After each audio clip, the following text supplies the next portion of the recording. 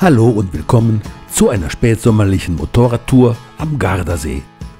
Wir starten in Arco am nördlichen Ende und fahren nach Mori, wo der Anstieg zum Monte Baldo beginnt. Die enge Höhenstraße bis nach Spiazzi ist das erste Highlight der Tour. Eine Panoramastraße führt runter zum Gardasee, wo wir zunächst ein verlassenes Bergdorf erkunden. Zu guter Letzt cruisen wir ganz entspannt am Seeufer entlang und besichtigen die Ferienorte Torre del Benaco und Garda.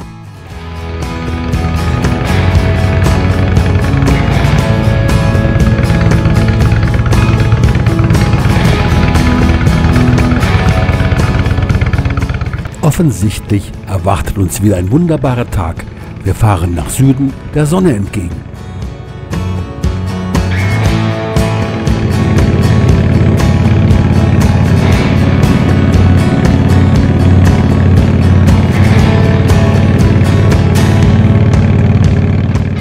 Dem Gardasee kommen wir nach der Überquerung des Monte Baldo noch ganz nahe. Wegen Bauarbeiten bei Mori berechnet das Navi eine neue Route, eine Umleitung, die uns überrascht.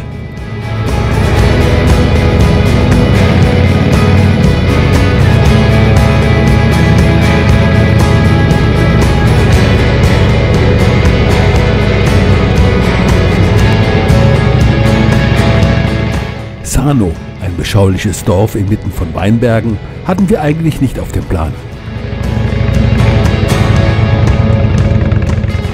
Enge Gassen sind ja in dieser Region noch kein Grund, an der Strecke zu zweifeln.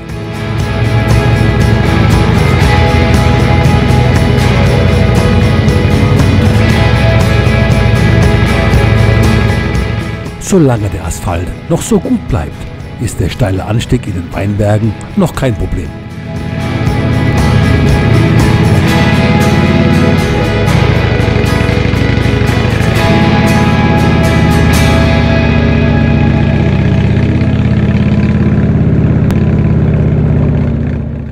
Der Belag wird jetzt doch schlechter und ist für unser 400 Kilo Motorrad nicht gerade optimal.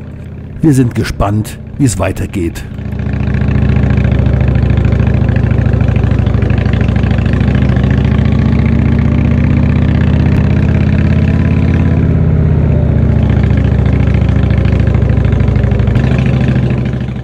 Da es immer steiler wird, entscheiden wir uns nach einer kurzen Überprüfung im Navi, doch lieber umzukehren.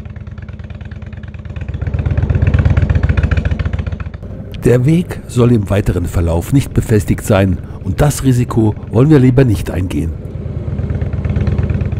Immerhin sehen wir mal die lokale Rebsorte Marzemino aus nächster Nähe. Hinter Mori gelangen wir wieder auf die ursprünglich geplante Strecke der SP3.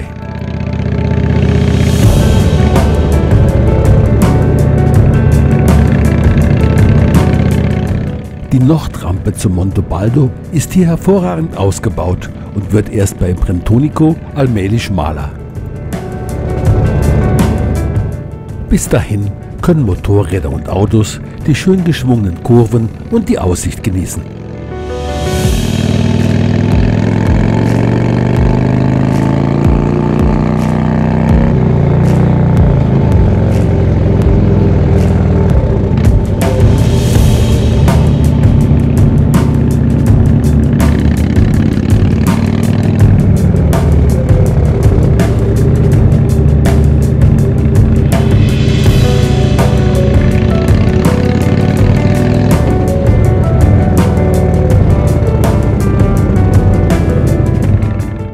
Wenn Drehmoment gefragt ist, kann unser großer V2 seinen Hubraumvorteil locker ausspielen.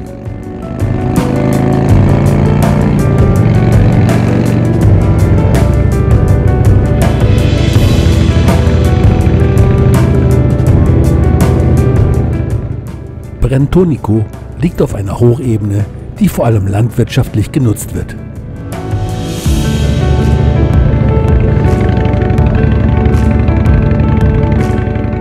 Dank seiner Lage kann man den Gardasee, die Po-Ebene und sogar manchmal die Dolomiten sehen.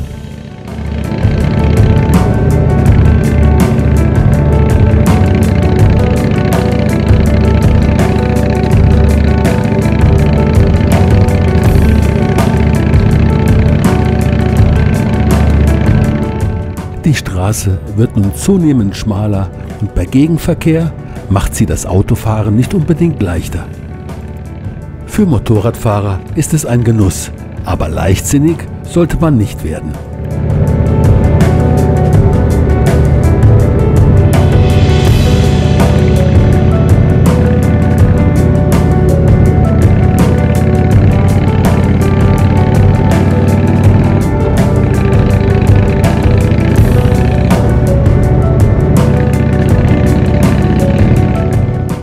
Beeindruckende Felsformationen und die wunderbare Straßenführung lassen nicht nur Bikerherzen höher schlagen.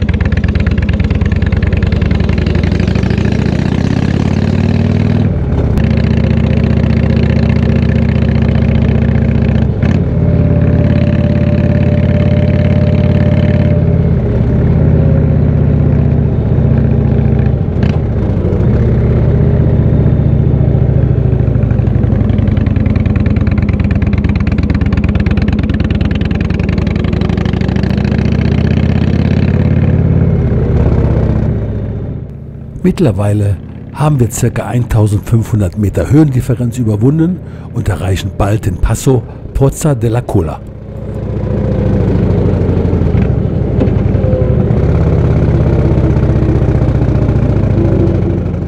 Das Refugio Bocca di Navene steht an der einzigen Stelle der Monte Baldo Höhenstraße, die einen direkten Blick auf den Gardasee zulässt. Diesen kann man auf der gut besuchten Terrasse bei einem Café genießen.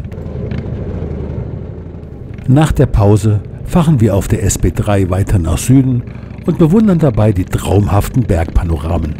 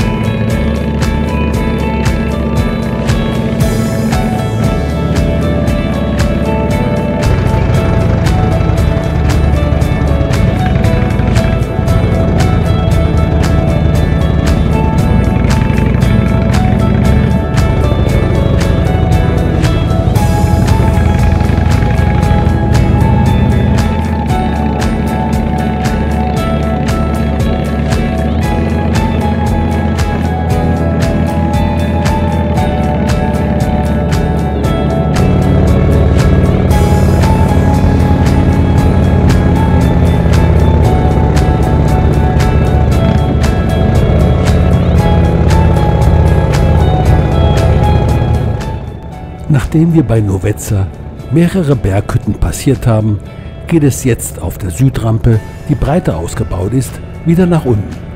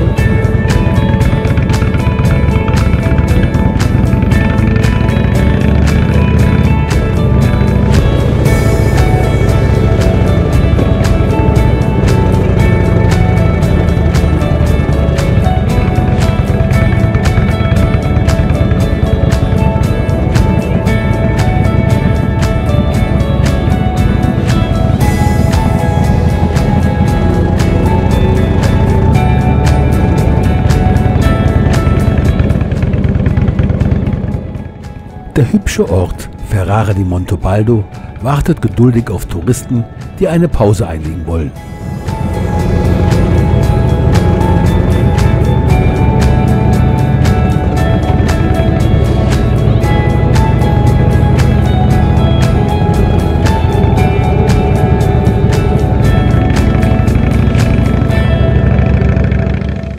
Bedeutend für Wallfahrer und Touristen ist der seit dem Mittelalter berühmte Ort Spiazzi. Die unter dem Ort an die Felswand gebaute Wallfahrtskirche mit Kloster stammt aus dem 15. Jahrhundert.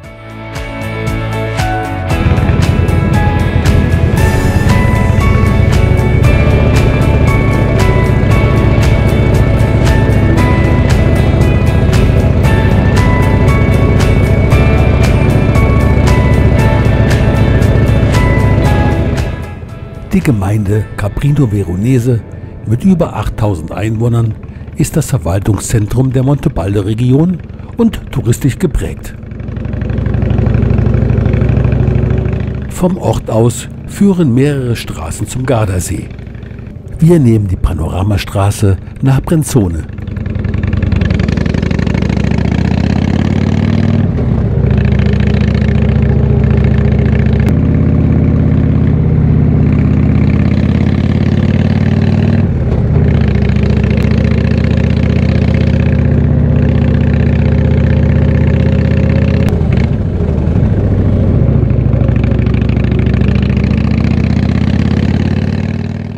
Lumini liegt verträumt am gleichnamigen Pass, der das Etschtal mit dem Gardasee verbindet, heute aber seine frühere Bedeutung für den Verkehr verloren hat.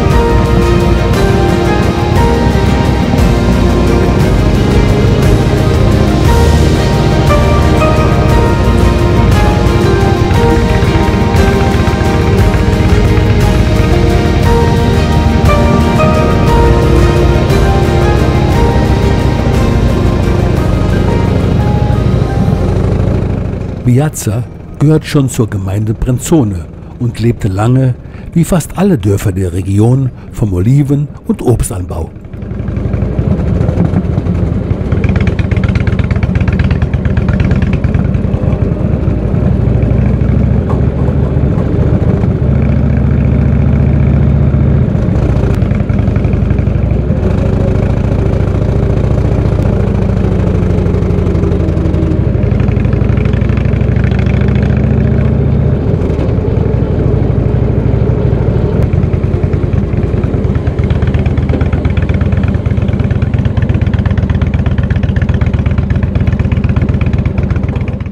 Brenzone, direkt am Ufer des Gardasees gelegen, besteht aus mehreren Ortschaften. Ein ganz besonderer davon ist das Geisterdorf Campo di Brenzone.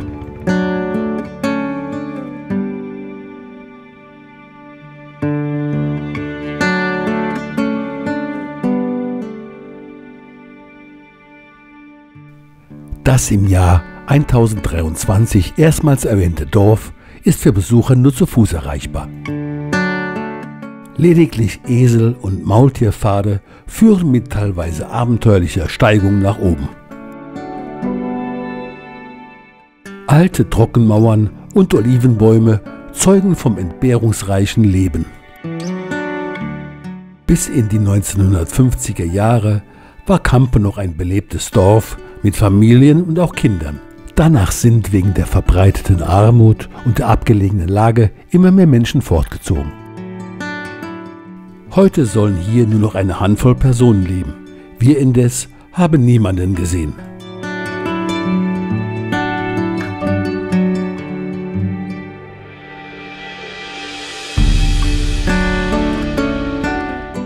Die zum Großteil verfallenen Gebäude stehen heute unter Denkmalschutz.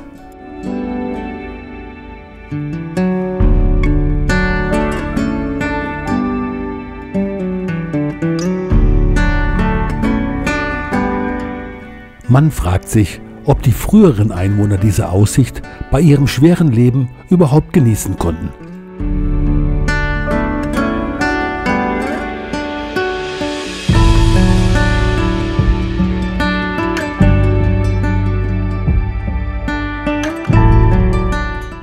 Die Brunnenanlage diente gleichzeitig als Wasch- und Tratschplatz.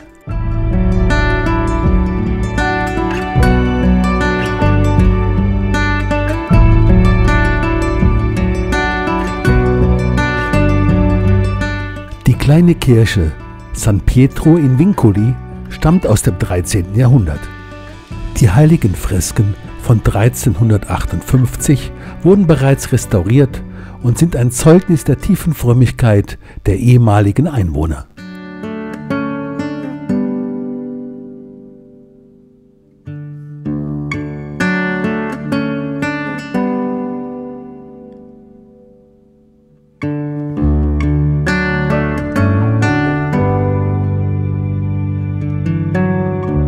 Manche Ruinen sind abgesperrt, andere wurden oder werden mittlerweile wieder instand gesetzt. Eine Stiftung bemüht sich, das historische Erbe zu erhalten und neues Leben in das Dorf zu bringen.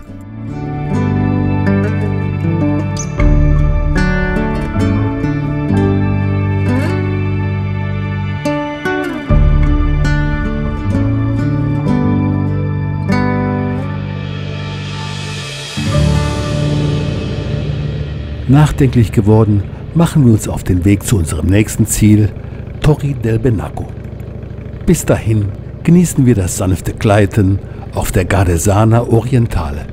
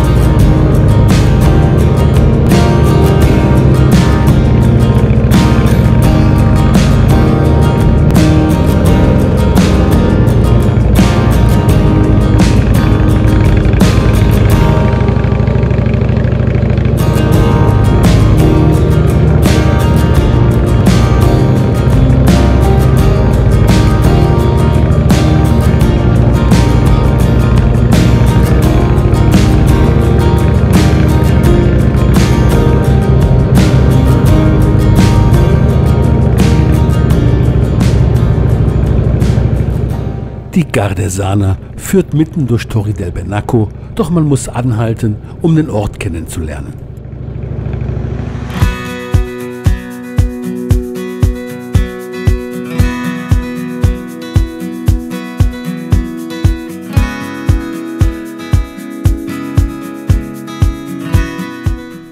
Torri del Benaco mit der imposanten Scaligerburg aus dem 14. Jahrhundert hat eine wechselhafte Geschichte der Kriege und Konflikte vorzuweisen. Ab Mitte der 50er Jahre sorgte der Tourismus für zunehmenden Wohlstand.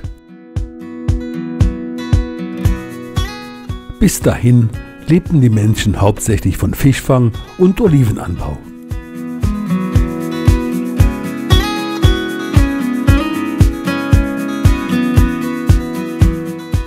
Die zweite Ringmauer rechts von der Scaliger Burg wurde im Jahr 1760 abgerissen, um dort eine Limonaia, ein Zitronengewächshaus, einzurichten.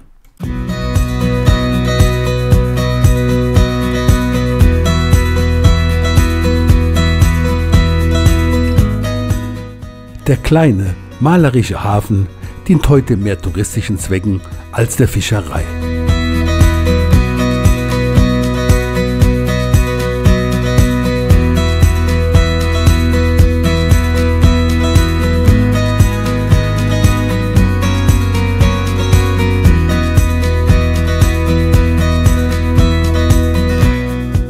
Eine Fähre nach Toscolano Maderno auf der Westseite des Sees wird von Touristen gerne genutzt. Die Autofähre am südlichen Ende des Ortes ist ebenfalls ganzjährig verfügbar. Wir schauen uns noch ein bisschen im mittelalterlich geprägten Städtchen um.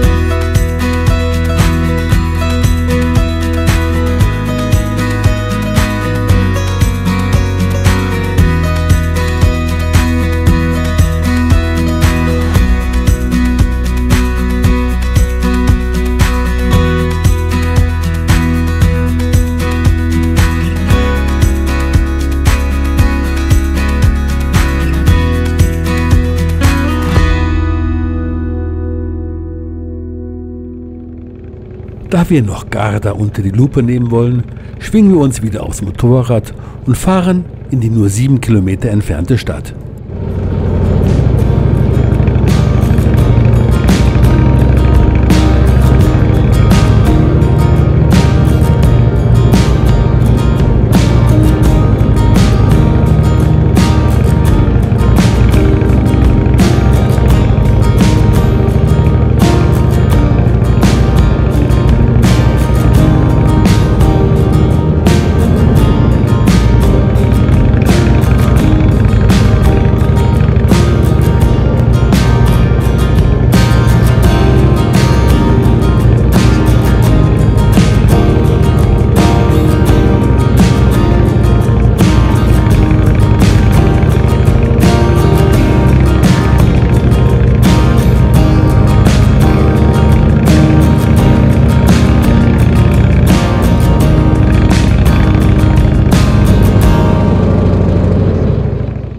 Heute herrscht erstaunlich wenig Verkehr auf der Uferstraße und ein Parkplatz für das Motorrad sollte daher kein Problem sein. An den Wochenenden sieht das meist ganz anders aus.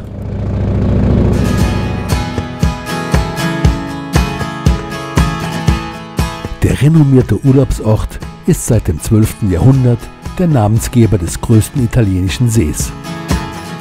Die herrliche Uferpromenade, ein verwinkelter Altstadtkern und die mediterrane Vegetation rufen sofort eine unvergleichliche Urlaubsstimmung hervor.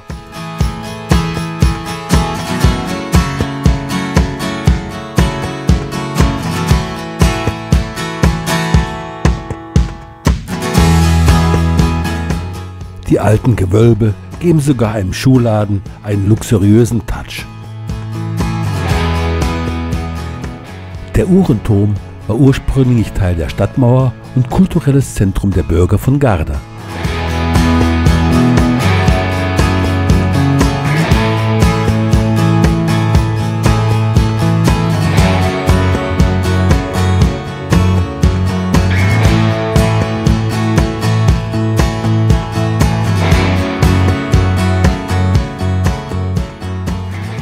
Garda kommt alles in allem etwas nobler daher und wirkt trotzdem ein wenig verträumt.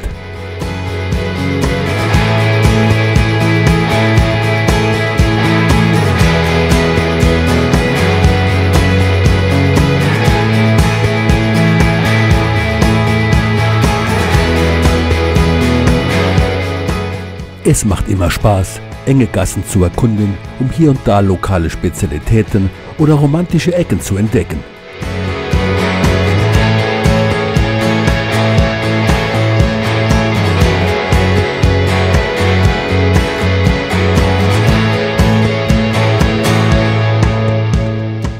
Mit dem schönen Seeblick an der wunderschönen Uferpromenade und einer Ahnung vom Dolce Vita müssen wir uns jetzt verabschieden. Falls euch das Video gefallen hat, lasst uns doch ein Like oder Abo da. Es freut uns sehr und kostet euch nichts. Macht es gut und bis zum nächsten Mal.